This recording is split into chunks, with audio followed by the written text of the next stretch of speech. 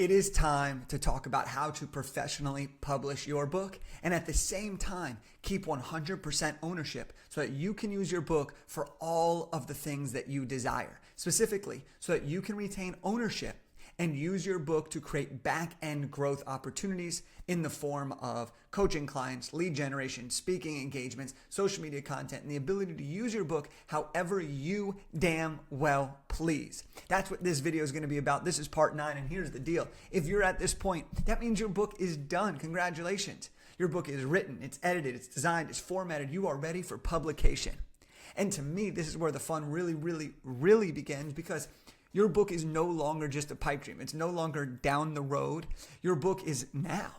Your book is about to be a reality. Your book is about to be published for the world to see. And this is an amazing thing. So congratulations on getting this far in your book process. Now, my name is Jake Kelfer, and I'm a 4-time best-selling author, and I've turned my book into multiple 6- and 7-figure businesses in the book space, the coaching space, the speaking space, and the publishing space.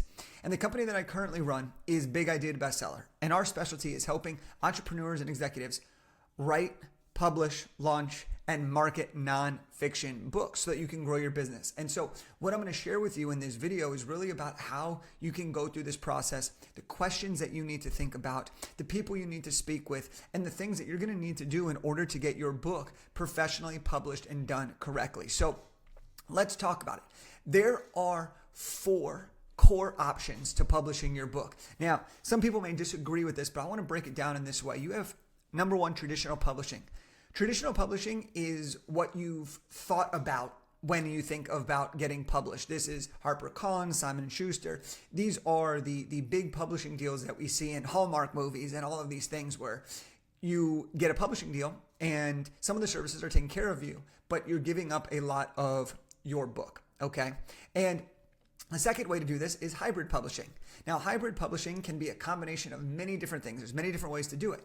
And what this is, instead of giving up all of your rights and all of your royalty percentage, you're giving up a smaller percentage than traditional publishing, but you're often likely paying something up front to get the publishing deal done.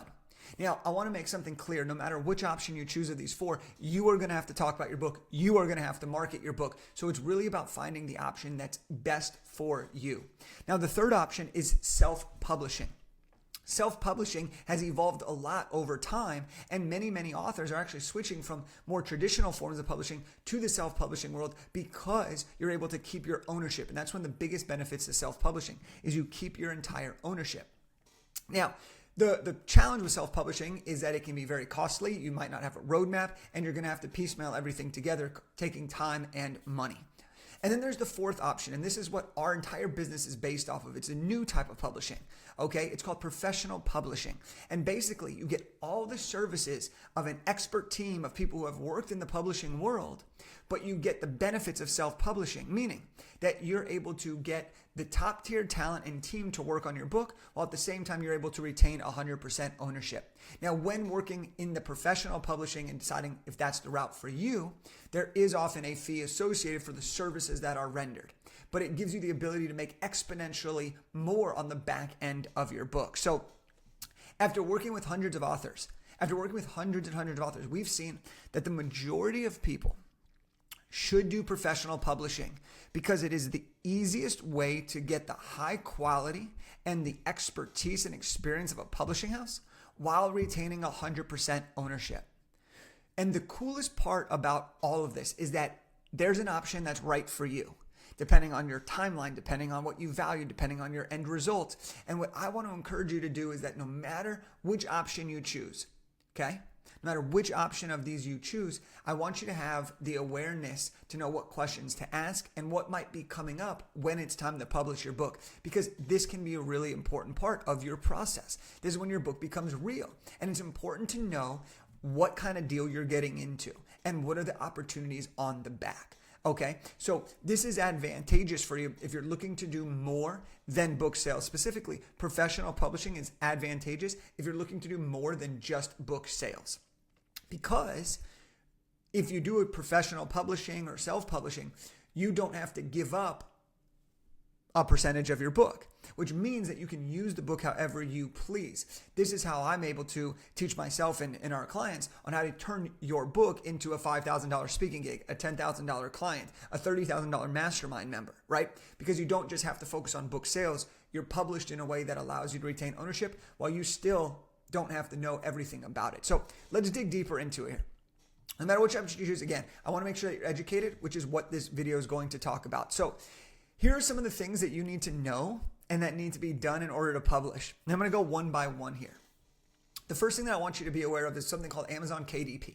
This is Amazon Kindle Direct Publishing. And basically, it's Amazon's platform that allows you to publish your book and get distributed. Now, here's the thing.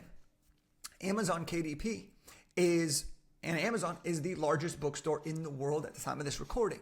So I always encourage people to start there. Start with Amazon KDP because that's going to be a great way to distribute your book through Amazon. And when you set it up properly, you can have expanded distribution and the ability to get your book into various different locations, not just solely on Amazon. But I always like to tell people, especially if you're doing this on your own, start there because it's the biggest bookstore in the world. So why not get the most eyeballs from the biggest bookstore in the world? The second thing that you're going to need to do, or you're going to need to have somebody do for you, is your author bio. Now, your author bio is critical because it can be your existing bio if you already have one, but it's oftentimes really, really great to make a specific author bio when it comes time to launching your book. This will go on your back cover. This will go often on your sales page for your book, and this will often be used when you're pitching yourself or when you're getting speaking gigs, etc. Now, a lot of people have a short bio and a longer bio, but this can be something that you decide at a later date. Ultimately, you're going to want to make sure that you have a short bio, which tells people exactly what you do, who you are, tells people some of the things that build your credibility, and then tells people something about your personal life. There's a whole formula to doing that, but essentially, you're going to need an author bio to publish your book, or at least you're going to want to do this. Now, the third thing that we're going to talk about here is your book description. Okay, so your book description will come up in several places. It'll often come up on the back cover of your book or in the inside flap, and it will also often come on your book sales page, which we'll talk about in just a second. But your book description should be something that describes the book, oftentimes shorter sentences instead of longer paragraphs. And this is going to be great because it's going to create the initial marketing material. So if you're doing this on your own, you could potentially hire a copywriter to help out with this. You could potentially talk to a team to support you with this, or you can go ahead and write your book description yourself using other books as inspiration. Feel free to get a copy of my book, Big Idea to Bestseller. I'll give you a free copy at the end of this. And just look at the back cover of my book and you can see my book description, or search my book on Amazon and you can see the book description. Next is your sales copy for your book sales page. So whenever somebody searches your book, think about anytime you've ever searched a book and you go to the page, and let's say you're on Amazon and you're looking at this and you're excited about it. There's always a few things on this page. There's the cover in the top left. There is the author's name. There's the different formats of the book. There is the title, the subtitle, the author name, the date of publication. There is the sales copy. There's the book description. There's the author bio. There is the pictures or the reviews, depending on what you have at the time of publication and what you're looking to do with the book. So you really want to have great sales copy for the book sales page. And that's going to help you build out your sales page so that you can use it wherever you're going to distribute your books. Next, and this might be one of the most important things you can do if you're looking to become a best-selling author, and that is category research. Now, there are a lot of different things that I can share with you on category research, but ultimately, I want to just give you a heads up on this. Within Amazon, within Amazon specifically, there are many, many, many categories that you can put your book into. At the time I'm recording this video, you have the ability to pick 3 categories for your Kindle version and 3 categories for your physical, aka your paperback version of the book. Now, if you are to hit bestseller status, you must be number 1 in a particular category.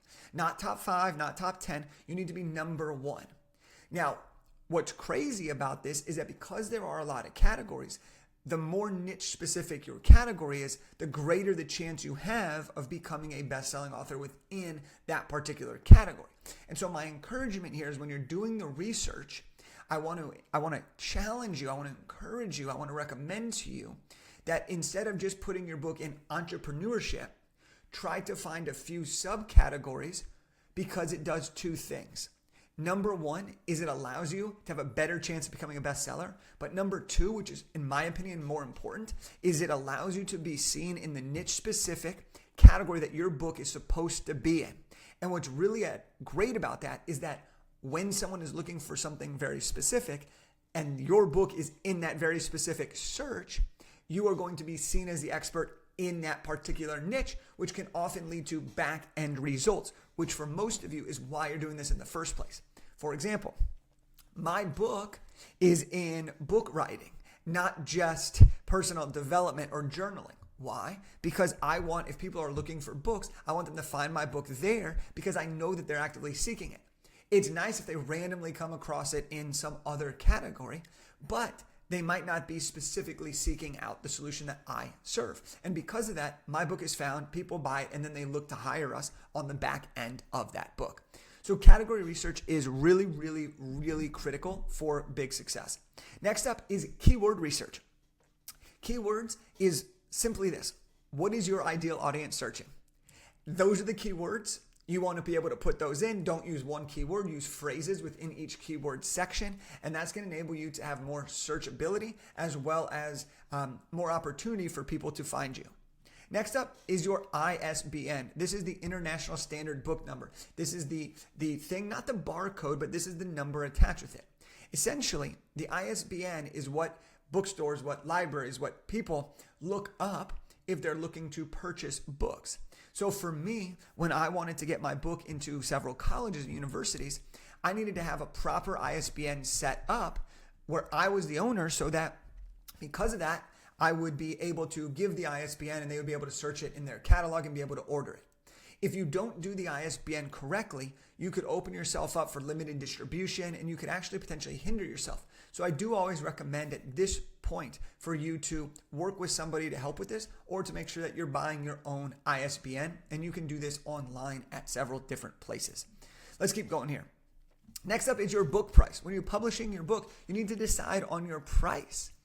Now, you probably are never really thought about this because you're just getting the publishing phase. Well, here's a general rule of thumb, and this is not a end-all be-all if you choose to go outside of this, but I want to give you just a little idea. When you launch your book, I often like to do my ebook at a discounted rate, anywhere from 99 cents to $2.99. My preference is 99 cents.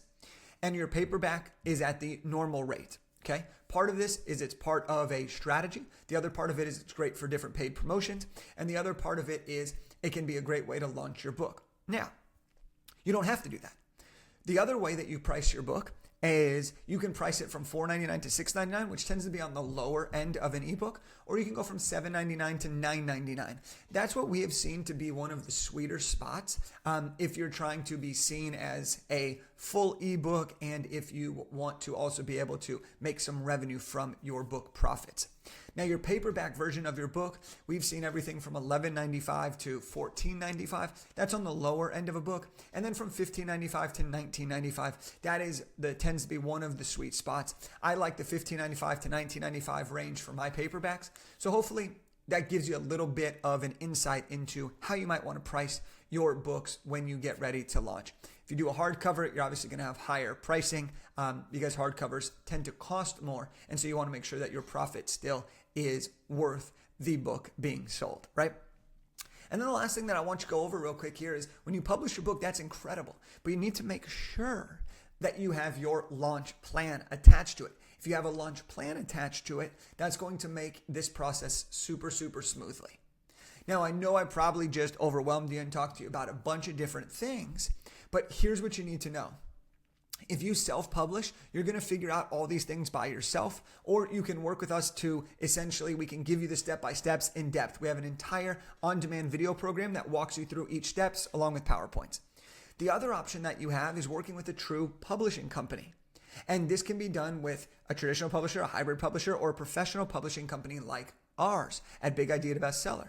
And so all of these things that I just said, we do them all for you.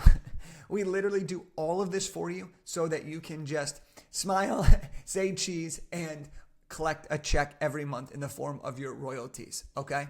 So once you are ready to publish and you are getting ready for this part, I encourage you to speak with your team and begin the process yourself. Okay. I recommend asking the right questions. I recommend making sure that you are in the loop with this. You don't have to be overly involved, but it is good for you to have an idea of what's to come so that you can have the right strategy, so that you can know what your core due dates are, so that you can know when to tell people to buy the book, so that you can make sure that your book launch goes off without a hitch, because you spent so much time, you spent so much effort, you spent so much money. Let's make sure that you do this right so you can have the most success and the most opportunity. So look, now you know what it takes to publish a book and the options that you have to professionally publish your book if you want to make it a huge success. Now, if you liked what I'm talking about here and you want more in depth, go to bigideatoBestseller.com/free-book. You can get a free copy of my book, Big Idea to Bestseller, which is a roadmap on how to write, publish, and launch a nonfiction book. Okay, that will have a lot more depth and you can learn a lot more about it. And if you know you want support and you're like, Jake, this is great, but can your team just help us out with this? Then what I'd encourage you to do is go to bigideatobestseller.com/call and book a call with our team, and we can discuss your book idea, your publishing strategy, and everything in between. So there you have it, part 9 of the 10-part series.